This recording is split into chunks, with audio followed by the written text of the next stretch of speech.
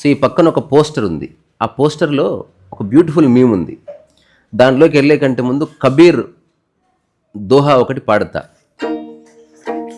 बुरा जो देखा मैं चला बुरा न मिलिया कोई, बुरा जो देखा मैं चला बुरा न मिलिया कोई, जो देखन मैं चला मुझसे बुरा न कोई, जो देखन मैं चला ముజ్సే బురా న కోయి. ఈ తాత్పర్యం ఏంటంటే, ఒక చెడ్డవాడిని వెతుకుదామని తిరిగితే ఎక్కడా దొరకలే. ఫైనల్గా తెలిసింది నా అంత దుర్మార్గుడు చెడ్డవాడు ఇంకొకరు లేడని. బాలాంతపు రజనీకాంత్ శర్మకి తెలంగాణ ఇచ్చిన ఇంటర్వ్యూలో ఇదే చెప్తాడు.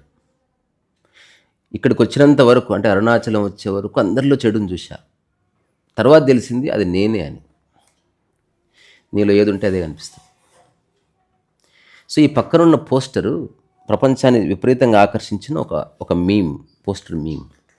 ఈ పోస్టర్లో ఉన్న కథ ఒక ఉద్గ్రంథం రాయొచ్చు, మానవ జాతి యొక్క మనసు యొక్క ఆటోబయోగ్రఫీ. ఆ పోస్టర్లో ఏముంది? ఫస్ట్ దాంట్లో ఒక పాపని ఎవరో ఒత్తుతున్నట్టు కనిపిస్తుంది, ఒక బూట్ కింద ఒత్తబడుతున్నదని. రెండో దాంట్లో ఏముంది తెలుసా?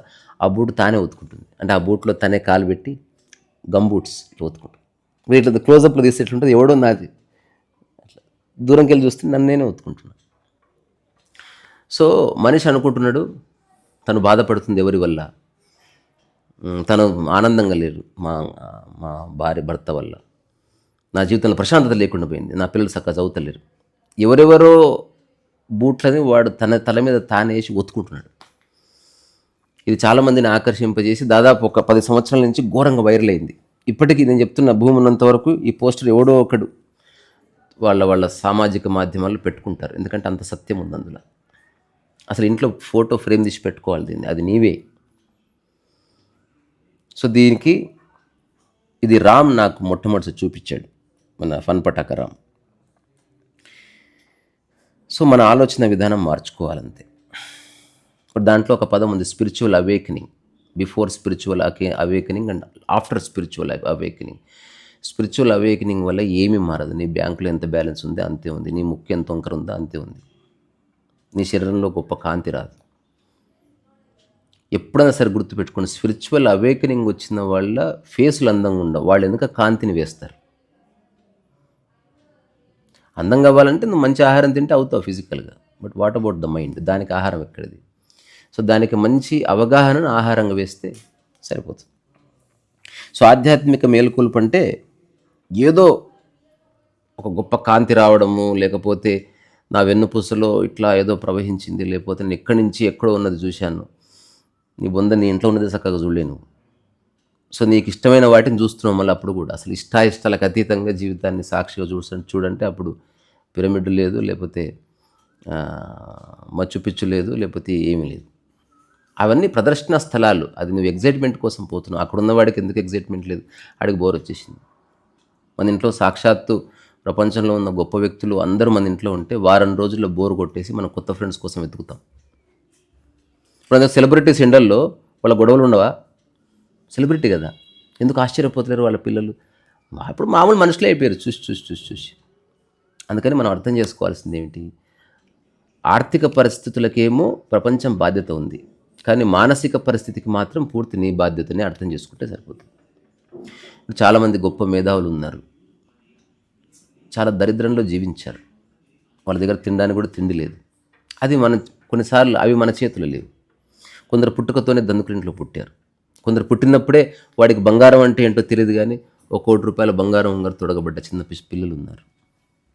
చనిపోయే వరకు సొంతంగా ఒక బంగారు గొలుసు వేసుకోకుండా ఒక బంగారం ఉంటే బాగుండు, చెవుల కమ్మలు ఉంటే బాగుండు అని ఆలోచిస్తూ మరణించిన మహిళలు ఉన్నారు. అందుకని ఇది ప్రాపంచికంగా డిస్క్రిమినేషన్ ఉంది, కానీ అవేకనింగ్ అనేది ప్రాపంచిక విషయాలకు సంబంధించింది కానే కాదు. అందుకని రెలవెంట్. ఇప్పుడు ఒకవేళ నేను క్లెయిమ్ చేశాను అనుకో, ఏదేమైనా నా జీవిత కాలంలో నేను అంబానీ గారి కంటే ఎక్కువ సంపాదించాను, కుదరకపోవచ్చు. ఎందుకంటే అంబానీ సంపాదన అంబానీది కాదు, అంబానీ వాళ్ళ ఫాదరు, ఆ ఫాదర్కి ఫాదరు, అట్లా ఒక లైనేజ్ నుంచి ఒక 100 సంవత్సరాల్లో ఒక ఎసెట్ తయారైంది. కానీ అవేకనింగ్ అనేది పూర్తి వ్యక్తిగతం. ఇది ఎట్లా ఉందంటే, మా తాతలు తండ్రులకు ఆస్తి ఉంది కాబట్టి నేను ఆస్తిపరుణ్ణైనా, కానీ అవేకనింగ్ అట్లా కాదు. మా తాతలు తండ్రులు ఎంత మానసిక అవస్థలు బాధలు అనుభవించినా నేను బయటపడవచ్చు. ఇది హెరిడిటరీ కాదు. స్పిరిచువల్ అవేకనింగ్ అనేది హెరిడిటరీ కాదు, వంశపారంపర్యంగా రాదు. నీవు చూసావు, ఇది అక్కర్లేదు నా జీవితానికి. నిన్న ఒక టాక్ చేసినాం, అలాక అక్కర్లేదని తెలుసుకోవడం గ్రేట్ అవేకనింగ్. ఒక వస్తువుని సొంతం చేసుకోకుండా అనుభవించు అని తెలుసుకుంటే గ్రేట్ అవేకనింగ్. ఎక్కడున్నా హాయిగా ఉంటాం అని తెలుసుకుంటే గ్రేట్ అవేకనింగ్. మనం మనుషులతో పోరాడకూడదు, విషయాల గురించి మనం చర్చించాలి లేదా అరుగు చేయాలని తెలుసుకుంటే ఒక అవేకనింగ్ వచ్చింది. నా అందము నా బట్టల్లో లేదు, నేను పెట్టుకునే బంగారంలో లేదు. అందం అన్నది నేను ఎలా ఉంటే అది అంగీకరించే స్థితి అని తెలుసుకుంటే ఒక అందం వస్తుంది, ఒక అవేకనింగ్ వస్తుంది. సో ఇప్పుడు ఈ పోస్టరు ఇంప్లై చేస్తుంది దాన్ని, ఆ మూల విషయాన్ని. సో మనకి బుద్ధుడు ఏం చెప్తాడంటే, ఒక చిన్న స్టేట్మెంట్ ఉంటుంది, నీకు శాంతి కావాలంటే దాని అర్థం ఇతరులని మార్చాలని కాదు, నీ ప్రతిస్పందనను మార్చుకుంటే సరిపోతుంది. ద వే యూ రెస్పాండ్, అది మారితే అంతా మారిపోతుంది. మనం తర్వాత ఎప్పుడన్నా ఒక టాక్ చేద్దాం, గుర్తు చేయబెట్ట. ఆ టాక్ సారాంశం ఏంటి అంటే, నీ గురించే చెడుగా నీ పక్కన 100 మంది మాట్లాడుకుంటున్నా అది వింటూ కూడా స్పందించకుండా ఉండగలిగిన రోజు అవేకనింగ్ వస్తుంది. స్పందించాల్సిన సమయంలో స్పందిద్దువు కానీ స్పందించకూడదని నిర్ణయించుకున్న తర్వాత స్పందించకూడదు. ఇంకా జో హోగయా ఓ హోగా, అన్నారు విన్నావా, విన్నాను, బుద్ధి లేదంటే అది నేను పట్టించుకోలేదు. వాళ్ళు అన్నది వాళ్ళ ఒపీనియన్, వాళ్ళకి పూర్ణ స్వేచ్ఛ ఉంది. నేను హిట్లర్ని కాదు వాళ్ళని నియంత్రించడానికి. నా గురించి వాళ్ళు ఏదన్నా అనుకోవచ్చు. ఓ హిందీ సినిమా చూసిన, నాకు మస్తు నచ్చింది, యాదగిరి థియేటర్లో. ఆ సినిమా పేరు ఏతుబారో ఏదో ఉంటుంది. అదేంటంటే బాలు అదేంటంటే ఒక పెద్ద కుటుంబం ఉంటుంది, అందులో ఒక హీరో ఉంటాడు, వాడు సౌత్ తల్లి కొడుకు, ఆడు పెళ్లి చేసుకుంటాడు. ఆ పెద్ద కుటుంబం కదా అని వస్తుంది ప్రేమించి. తీరా వచ్చిన తర్వాత తెలుస్తుంది, ఆ ఇంట్లో ఉన్న వాళ్ళంతా ఇతన్ని ఎక్స్ప్లాయిట్ చేస్తూ ఉంటారు. ఇంట్లో ఉన్న వాళ్ళంతా అతన్ని అపహాస్యం చేస్తూ ఉంటారు. అతను ఏదైనా చెప్తే కిసుకొని నవ్వుకుంటుంటారు. అతని డబ్బునే ఎంజాయ్ చేస్తూ ఉంటారు. ఇప్పుడు ఈమె భార్య చెప్తుంది, అసలు నీకేమన్నా కామన్ సెన్స్ ఉందా, నువ్వు ఎందుకంత బాధపడుతున్నావు అంటే ఆమె చెప్తుంది, నీ వెనక నవ్వుతున్నారు, నిన్ను అవహేళన చేస్తున్నారు, నిన్ను పురుగు కంటే హీనంగా ట్రీట్ చేస్తున్నారు, కానీ నువ్వు సంపాదించినంత అనుభవిస్తున్నారు. నువ్వేమో కుక్కలాగా కష్టపడితే వాళ్ళేమో సుఖపడుతున్నారు అంటే. అప్పుడు అతను చెప్పిన డైలాగు ఆ రోజు నేను చూసినప్పుడు exactly I was in that state. అందుకే నాకు అంత నచ్చింది. ఇప్పుడు నేను చెప్పేది చూస్తే ఏముందిలే బోడిసిన అనుకోవచ్చు, బట్ నాకు కనెక్ట్ అయింది. ఎందుకు, అదంతా నాకు తెలుసు అంటాడు. తెలుసా? తెలుసు. వాళ్ళ స్వభావం అది. నేనేం చేస్తా, నా స్వభావము 10 మందికి సహాయం చేయడం, వాళ్ళ స్వభావము సహాయం చేసిన వాడిని కూడా ఇన్సల్ట్ చేసుకోవడం. వెళ్ళండి. సో ఈరోజు art exhibition state gallery of ఆర్ట్లో పెయింటింగ్స్ అన్నీ దాదాపు నేను తీసుకెళ్తున్న, బాలు టైసన్ కూడా బయలుదేరారు అట్లా. సో మనకు ప్రపంచం ఏం చెప్తుంది, గెలవమని చెప్తుంది. ప్రపంచం ఏం చెప్తుంది, సొంతం చేసుకో అని చెప్తుంది. ప్రపంచం ఏం చెప్తుంది, పోల్చుకొని అందరికంటే కాదు, నీ చుట్టూ ఉన్న కొందరి మధ్య నువ్వు గొప్పగా బతుకమని చెప్తుంది. అది నిజంగా ఎవడు గొప్పగా బతుకుతున్నాడు? పెద్ద ఇల్లు కట్టుకుంటే ఆంటాలియా కంటే పెద్దగా ఉందా? ఏం లేదే. ఇప్పుడు బ్రునై రాజు దగ్గర ఉన్న బంగారం కంటే ఎక్కువ బంగారం నీ ఇంట్లో బీరువాలు ఉందా? తెలుసా బ్రునై రాజు ఎవరు? బ్రునై అని ఒక చిన్న రాజ్యం ఉంది ఇప్పటికీ. అక్కడ బీదవాడికి కూడా 1,000 కోట్ల ఆస్తుంటాయి. ఇప్పుడు ఎగ్జాంపుల్ చెప్తా. ఒక చిన్న రాజ్యం ఉంది చూడండి. ఇది దీంట్లో ఉన్న ప్రెడికమెంట్, దీంట్లో ఉన్న ఒక జ్యూసే చూడండి. ఒక రాజ్యం ఉంది, ఆ రాజ్యంలో 1000 మంది ఉన్నారు. ఆ 1000 మంది 1000 కోట్లు ఉంది. ఇప్పుడు అట్లా ఉంటే సమాజం ఎట్లుంటుంది తెలుసా? 1000 కోట్లు ఉన్న వాళ్ళలో ఒకడు ఊడ్చేవాడు ఉంటాడు, ఒకడు గిన్నెలు కడిగేవాడు ఉంటాడు, ఒక డ్రైవర్ ఉంటాడు, ఒక రాజు ఉంటాడు. ఎందుకంటే అందరి దగ్గర డబ్బులు ఉన్నంత మాత్రాన ఇల్లు అయితే క్లీన్ కాదుగా. అప్పుడు 1000 కోట్లు ఉండి నువ్వు హెలికాప్టర్లో ల్యాండ్ అయ్యి గోసి పెట్టుకొని ఇల్లంతా క్లీన్, మళ్ళీ హెలికాప్టర్లో పోవాల్సిందే. పని మారతలేదు. నాకు బ్రునై స్టోరీ చదివినప్పుడు నాకు మొట్టమొదటి అనిపించింది, అందరూ ధనికులైతే డబ్బు విలువ పోతుంది. ఇప్పుడు అందరి దగ్గర కోహినూర్ వజ్రం ఉంటే బ్రిటన్ దగ్గర ఉన్న రాణి దగ్గర ఉన్న కోహినూర్ వజ్రాన్ని ఎవడు పట్టించుకుంటాడు? అంతకంటే కొంచెం పెద్దది మా ఇంట్లో ఉంది భయ్యా అంట. ఉన్నది ఒకటే కాబట్టి దాని మీద ఫోకస్ ఉంటుంది అట్లా. సో అందుకని మన దగ్గర ఏముంది అన్నది మన ఆనందాన్ని నిర్ణయించదు. మన చుట్టూ ఎంత గొప్ప వాళ్ళు ఉన్నారన్నది మన మన మన యొక్క ప్రశాంతతని అది నిర్ణయించదు. ఇది నేను చెప్పాలనుకుంటున్నాను. అట్లీస్ట్ ఇప్పుడు నేను నా జీవితంలో ఇది అర్థం చేసుకొని జీవిస్తున్నా. నా చుట్టూ ఉన్నవాళ్ళు ఎవరైనా నాతో సమానం. ఇక్కడ ఎక్కువ తక్కువ లేవు. ఎక్కువ తక్కువలు నీ మనసు వల్ల వచ్చాయి. ఒక బెడ్ మీద అందరూ పడుకున్నారు. రాజు, ఒక పేదవాడు, ఒక ధనికుడు, ఒక వంట చేసేవాడు. నిద్రలో అందరికి ఇట్లా పండుకుంటారు. రాజు కాబట్టి ఇట్లా, బీదవాడు కాబట్టి ఇట్లా, అట్లా పడుకోరు. నిద్రలో ఒక స్వేచ్ఛ ఉంది. మెలకువలో కూడా దాన్ని అనుభవించాలంటే ఇక్కడ ఏదో అవగాహన రావాలి. అందుకని స్పిరిచువల్ అవేకనింగ్ గురించి ఈ ప్రపంచంలో చాలా అపోహలు ఉన్నాయి. అందులో ఒకానొక అపోహ ఏంటంటే ఏదో అవుతుంది, ఎవరికి కనబడింది నేను చూస్తా, గోడవతల మాట్లాడుకుని నాకు వినిపిస్తుంది, కుండలిని ఇట్లా యాక్టివేట్ అవుతుంది. ఇవన్నీ అవ్వచ్చేమో, కానీ అవన్నీ ఈగో కోసం చేస్తున్నవేమో, అవన్నీ గుర్తింపు కోసం చేస్తున్నాయేమో తెలియదు. ఎందుకంటే నేను చాలా తిరిగాను కాబట్టి చెప్తున్నా. మెడిటేటర్స్ అని చెప్పుకునే వాళ్ళకున్నంత ఈగో ఎవరికి ఉండదు. ఎందుకంటే చిన్న చిన్న వస్తువులు సంపాదించుకున్నవాడు నా దగ్గర బంగారం ఉందని చెప్తాడు, నాకు ఆత్మజ్ఞానం ఉందని చెప్పడం ఎంత పెద్ద ఇది. అందుకని సరిగ్గా చూస్తే there is you don't have to learn anything, కానీ అర్థం చేసుకోవాల్సినవి కొన్ని ఉన్నాయి.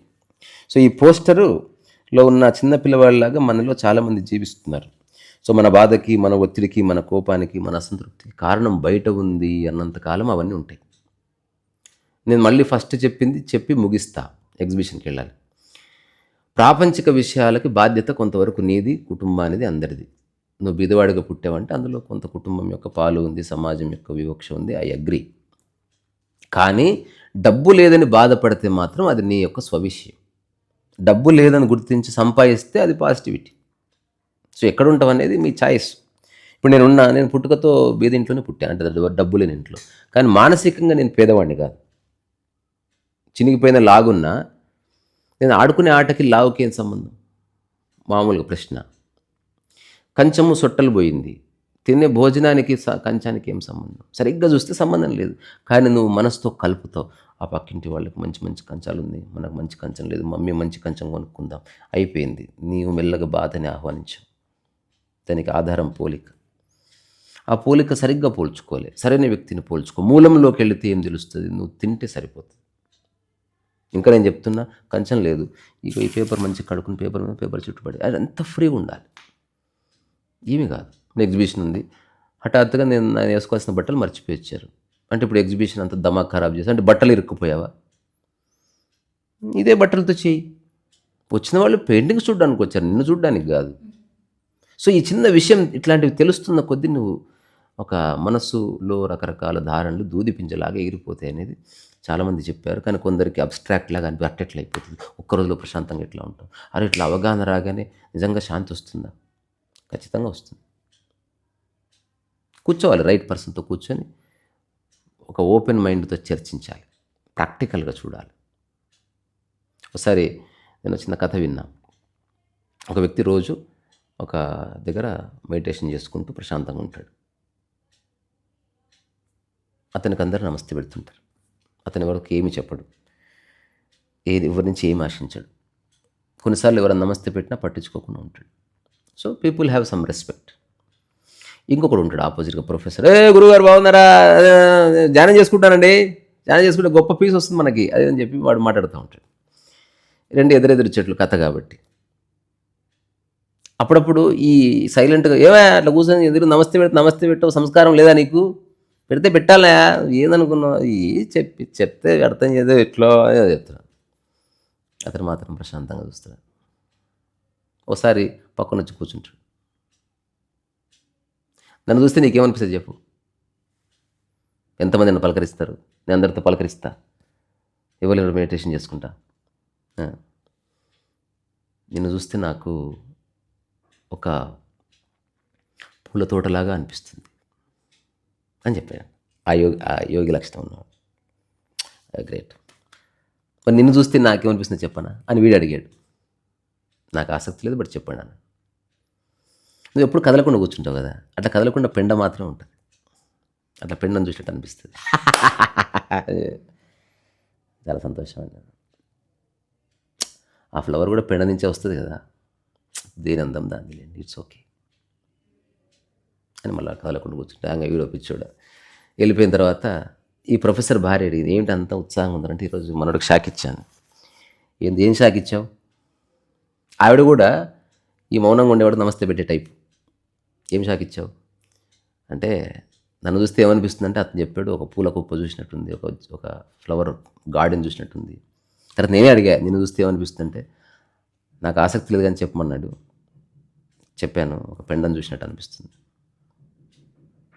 అప్పుడు ఆమె ఘోరంగా నవ్విందండి. ఎందుకంటే నవ్వుతుంటే ఎవరి మనసులో ఏది ఉంటుందో అదే కనిపిస్తుందని. సో నీ మనసులో పోలిక ఉంది కాబట్టి నీకు బాధ కనిపిస్తున్నది. ఒక కమ్యూనిస్ట్కి మొత్తం దోపిడీ కనిపిస్తుంది, ఒక యోగికి అసత్యము కనిపిస్తుంది, ఒక చిన్నపిల్లవాడికి ఆట బొమ్మలు కనిపిస్తాయి, బంగారం ఇష్టం ఉన్నవాడికి బంగారమే కనిపిస్తుంది, ప్రకృతి ఇష్టం ఉన్నవాడికి ఆ చెట్టు ఈ చెట్టు ఆ ఆకు ఈ పువ్వు అని కనిపిస్తుంది, ఒక రైతుకి సాయిల్ కనిపిస్తుంది, ఒక ఆర్టిస్ట్కి ఫ్లవర్లో ఉన్న అందం కనిపిస్తుంది, రకరకాల వ్యక్తులకు రకరకాలు కనిపిస్తుంది. ఇప్పుడు నీ మనసులో ఏమీ లేకపోతే ఉన్నది ఏదో కనిపిస్తుంది. అది ఏదో, అది సత్యమైతే సత్యము, అసత్యమైతే అసత్యము. అందుకే నిజమైన సత్యము సత్యాసత్యాలకు అతీతము, నిజమైన జ్ఞానము జ్ఞానాజ్ఞాలకు అతీతము అని ఎప్పుడో చెప్పారు, మనం చెప్పింది కాదు. కానీ చూడాలి కదా, మనకున్న చిన్న సమయాన్ని కొట్లాటల్లో పీకులాటల్లో మనస్పర్ధల్లో వాడేమనుకుంటున్నాం. చూడదో అనుకుంటే అనుకోనివ్వు రాదు. కొంచెం జనరాసిటీ ఉండని, నీ గురించి ఇట్లా అనుకుంటున్నారు, అవునా అనుకోనిలే. వాళ్ళు అట్లా అనుకుంటే వాళ్ళకి ఆనందంగా ఉంది, వాళ్ళ ఆనందాన్ని ఎట్లా దూరం చేస్తే చెప్పు. ఒక్కసారి ఇట్లా అని చూస్తే లైఫ్ మారిపోతుంది. ఎప్పుడన్నా మనం సందర్భానుసారము విషయం గురించి ఆర్గ్యూ చేసుకోవాలి. నేనంటే అవసరంతో కొట్టుకోండి కూడా, దాంట్లో సబ్జెక్ట్ నీవై ఉండకూడదు, సబ్జెక్ట్ విషయం ఉండదు. దానికి పెయింటింగ్ వేస్తున్నాం, నేను నా బిడ్డ పెయింటింగ్ గురించి ఆర్గ్యూ చేసి ఉండొచ్చు, అందులో వ్యక్తిగతం ఏమీ లేదు, సబ్జెక్టివ్ ఉంది. ఇది చాలామందికి తెలియదు. సబ్జెక్టివ్గా మాట్లాడుతూ నువ్వు పెయింటింగ్ సక్కెళ్ళటం నన్ను ఎందుకు అంటావు అంటున్నారు. నిన్ను అనలేదు, పెయింటింగ్ గురించి మాట్లాడుతున్నా. పెయింటింగ్ని కరెక్ట్ చేయి, నువ్వు బాగానే ఉన్నావు. ఇప్పుడు పెయింటింగ్ వేయనప్పుడు కూడా నువ్వు ఉన్నావు కదా. నువ్వెప్పుడు నీతో ఉన్న సంబంధం అది ఇంకా శాశ్వతం. అది నీ మీద నాకు ఒపీనియన్ మారదు, ఎప్పటికీ అది సేమ్. కానీ ఎన్ని పనులు చేస్తే అన్ని తిట్లు ఉన్నాయి, ఎన్ని పనులు చేస్తే అన్ని గొడవలు ఉన్నాయి. ఆరు రెడీ అన్నవాడు అద్భుతం అనమాట. అప్పుడు మనం గంట సేపు ఆర్గ్యూ చేసుకున్నాం, అవసరమైతే తీసి ఇసిరి కొట్టినాం. ఇప్పుడు వంశీ గారు ఎప్పుడు ఇంటర్వ్యూస్ చూస్తే తెలుస్తుంది, లేడీస్ టైలర్ తీసినప్పుడు వంశీ గారు ఇలా తీద్దాం అనుకుంటే ఎంవి రావు అనుకుంటుంది దానికి కెమెరామెన్. నా అట్లా కుదరదండి, అలా తీయడం, అలా ఎట్లా తీస్తారండి, అలా కాకపోతే మాకు వద్దండి, ఏబో నేను వద్దంటే నేను చేయనండి సినిమాకి, ఏంది న్యూసెన్స్, చూసే వాళ్ళకి ఎట్టుంది. ఇప్పుడు ఆపండి. అప్పుడు వంశీ గారు మేము కొట్లాడుకోవట్లే, ఒక మంచి సీన్ కోసం ఆర్గ్యూ చేస్తున్నాం, మీరు వెళ్ళండి అని వాళ్ళు పోగానే అట్లా కుదరదండి అని మళ్ళీ స్టార్ట్. ఇది చాలా ఆరోగ్యకరం ఉంటుంది. చాలామందికి ఇచ్చిన విషయం తెలియదు. ఇప్పుడు నేను ఒక ఫ్రెండ్ కొట్లాడుతున్నప్పుడు రోడ్డు మీద ఎవరో ఆపితే ఇట్లాగే చెప్పాం, మేము కొట్లాడతలేము, మాకు ఒకరి మీద ఒకరికి ఏమీ లేదు, ఒక పని గురించి మేము మాట్లాడుకుంటున్నాం, దానికి ఆర్గ్యుమెంట్ అవసరం. ఇప్పుడు కోర్టులో ఈ లాయరు ఆ లాయరు జడ్జి ముగ్గురే ఉన్న శత్రువుల విషయం గురించే పోరాడుతున్నారు. ఇంకా చాలామందికి తెలుసో తెలీదో విషయం అయిపోయింది. ఇప్పుడు ఆటగాళ్ళు గెలవాలని ఆడతారు, ఒక్కసారి ఆట అయిపోయిన తర్వాత ఆటగాళ్ళు షేక్ హ్యాండ్ ఇచ్చుకుంటారు. ఎప్పుడన్నా కుటుంబ సభ్యులకు షేక్ హ్యాండ్ ఇచ్చావట్లా, ఈ అంశం అయిపోయింది, ఓకే మమ్మీ థ్యాంక్ యూ అని ఎప్పుడు చెప్పం. వ్యక్తిగతం అయిపోయి వ్యక్తిగతమైన మరుక్షణమే నీ మనసులో దయ్యం వచ్చి కూర్చుంటుంది, మాయ వచ్చి కూర్చుంటుంది. ఇంకా ఆ వ్యక్తి గురించి కథలుగా అల్లుతుంది. అల్లి ఇంకా వాడి వినాశనం కోరుకుంటుంది, వాడు సచ్చినా బాగుండాలి, లేకపోతే వాడికి అదైపోవాలి, వాడికి ఇదైపోవాలి, ఎవరి దగ్గరికి వెళ్తే వాళ్ళ గురించి చర్చ ఇది వస్తుంది అనమాట. స్పిరిచువల్ అవేకనింగ్ అంటే మానసికంగా దేన్ని మోయకుండా నీ పని ఏదో నువ్వు చూసుకొని ఆ పని యొక్క ఫలితాన్ని, ఆ పని ద్వారా వచ్చే ప్రశంసని, ఆ పని ద్వారా వచ్చే అవార్డుని, ఎవ్రీథింగ్ మళ్ళీ దింపేసి మనసుని ఎప్పుడు ఖాళీ చేసుకుంటాం. నేను మీకు చిన్న విషయం చెప్పి ముగిస్తా. ఉమామహేశ్వరం అని మా ఇంటి దగ్గర ఒక ఊరుంది, ఒక చిన్న జలపాతం ఉంటుంది, కొండ ప్రాంతం. ఇప్పుడు అంతా కమర్షియల్ అయిపోయింది, అందం పోయింది. నాకు విపరీతంగా నచ్చింది గుండం. గుండం అంటే తెలుసా, ఎలా ఉంటుంది?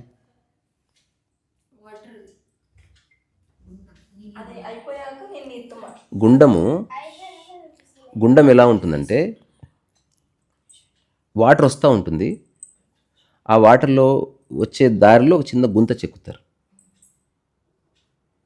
సో ఇప్పుడు ఈ గుంతలో ఉన్న నీళ్లు తాగుతారు. ఈ గుంత మొత్తం ఇప్పుడు నేను వచ్చాను, నేను క్విక్గా గుంతంతా ఖాళీ చేసుకొని ఒక్క సెకండ్ ఉంటే కొత్త నీళ్ళు నిండుతాయి. మళ్ళీ ఇప్పుడు ఎవరు లేరు అనుకో, ఆ గుంతలో ఏదో ఉంటుంది. ఇప్పుడు నేను వచ్చాను, నేను మళ్ళీ ఫ్రెష్ వాటర్ తాగాలనుకుంటున్నా, ఒకసారి అటుపక్క వాటర్ని ఆపేసి ఈ గుంతలో ఉన్న వాటర్ తీసేసి ఆ వాటర్ ఇట్లా చేయి లేపేస్తే మళ్ళీ గుంతలు నిండు. నేను ఎప్పుడు ఫ్రెష్ వాటర్ తాగుతాను. సో ఈ గుండములా మన మనసు ఉండాలి, ఎప్పుడు ఫ్రెష్గా నిత్యనూతనంగా ఉండాలి. అట్లా కాకుండా ఇప్పుడు అక్కడి నుంచి దారి ఆగిపోయింది, ఈ గుండంలో నీళ్ళు అట్లే ఉండిపోయాయి. అప్పుడు ఉన్నవి నీళ్ళే, ఎప్పుడు ఉన్నవి నీళ్ళే. ఖచ్చితంగా గుండంలో నీళ్ళలో మురికి వస్తుంది, ఎలాగ పురుగులు పుడతాయి. అప్పుడు గుండంలో నీళ్లు తాగితే విషం అయిపోతుంది. అట్లా మన ప్రయత్నము మన మనసుని ఖాళీ చేసుకో. అవేకనింగ్ అంటే you are always aware of what you are carrying in your mind. Always aware, నిద్రలో మెలకువలో ప్రతి చోట నువ్వు అవేర్గా ఉన్నావు అంతే. నువ్వు అవేర్ కాలి అడవిలో ఉన్నా, ఒంటరిగా ఉన్నా, స్టేజ్ మీద ఉన్నా, నీ గురించి ఒకడు పొగుడుతున్నా, నీ గురించి ఒకడు తిడుతున్నా, you are always aware what is ఇక్కడ ఏది స్టోర్ అవుతుంది అన్న దాని పట్ల నీకు పూర్తి ఎరుక ఉంది. బీరువాలు ఏం స్టోర్ అవుతుంది ఎరుక ఉంది అందరికీ. ఇక్కడ ఏం స్టోర్ అవుతుంది? మనం కిచెన్లో ఎప్పుడు చెప్పులు పెట్టాం, చెప్పులు పెడితే తిట్టి చెప్పులు బయట పడేస్తాం. దేవుడి గదిలో ఎప్పుడు మనం ఫోన్ పెట్టాం, బాత్రూంలో మనం ఎప్పుడు బంగారం పెట్టాం, బంగారం పెట్టేదంటూ సబ్బు పెట్టాం. మరి ఇక్కడ ఏం పెట్టాలి అంటే అవసరానికి ఉంచి అవసరం అయిపోగానే తీసేయాలి. ఒకవేళ అది నీలో జరిగితే spiritually you are awakened. So ఈ పోస్టరు చూడండి కాసేపు. నిన్నెవరో తొక్కుతలేరు, నిన్నెవరో ఇన్సల్ట్ చేస్తలేరు, నిన్నెవరో తిడతలేరు, నిన్ను నువ్వే చేసుకుంటున్నావు అనేది ఖచ్చితంగా అర్థం చేసుకునే. సో ఫైనల్గా ప్రశాంతతని కోల్పోకుండా జీవించడం అన్నది ఒక సహజమైన విజయం. రెండవది, నిన్ను నువ్వు బాధ పెట్టుకోకుండా జీవించడం ఒక గ్రేటెస్ట్ ఆర్ట్. మూడవది, ప్రపంచాన్ని తర్వాత చేయొద్దు, ముందు నీ మైండ్ని అర్థం చేసుకో అని చెప్తూ ఈరోజు సాయంత్రం గ్యాలరీలో ఎగ్జిబిషను ఒక 7-8 మంది ఆర్టిస్టులు అందరం కలిసి చేస్తున్నాం. ఇందులో ఎవరు మంచి ఆర్ట్, ఎవరు చెడ్డ ఆర్ట్ కాదు. వచ్చి హాయిగా వీలైతే పెద్దవాళ్ళైతే బ్లెస్ చేయండి, చిన్నవాళ్ళైతే అప్రిషియేట్ చేయండి. దీంట్లో వచ్చిన కొంత డబ్బు గోసేవకు ఉపయోగిస్తాం కాబట్టి ఏదో ధరకు కొనుక్కొని పోండి. సో మా ఇంట్లో ఉంటే పెయింటింగ్ మీ ఇంట్లో ఉంటుంది అంతే. సో నేను మళ్ళీ కొత్త పెయింటింగ్స్ చేస్తాను, నా ఇల్లు సరిపోతలేదు అట్లా. తర్వాత మీలో కూడా ఎవరైనా ఆర్ట్ వేసే వాళ్ళు ఉంటే రండి, మన నెక్స్ట్ ఎగ్జిబిషన్కి కొలాబరేట్ అవుదాం, ఏదో ఒకటి చేద్దాం, ప్రయత్నం చేద్దాం. తర్వాత డైమండ్కుండే డైమండ్ విలువ డైమండ్కుంది, రాయకుండే విలువ రాయకుంది. అది రాయ డైమండా ప్రపంచం నిర్ణయించుకుంటుంది, అది మన హెడేక్ కాదు. తర్వాత ఒక పెయింటింగ్ క్లబ్ లాంటిది ఒక మంచి పేరుతో నేను స్టార్ట్ చేస్తాను. దానికి రిజిస్ట్రేషన్ అట్లా ఏముండదు. వచ్చిన వాళ్ళు వెళ్ళే ముందు ఆ 2-3 అవర్స్కి వచ్చిన డబ్బు ఉంటుంది, అందులో 5 రూపాయలు, 10 రూపాయలు, 100 ఎంతన్నా వేయచ్చు.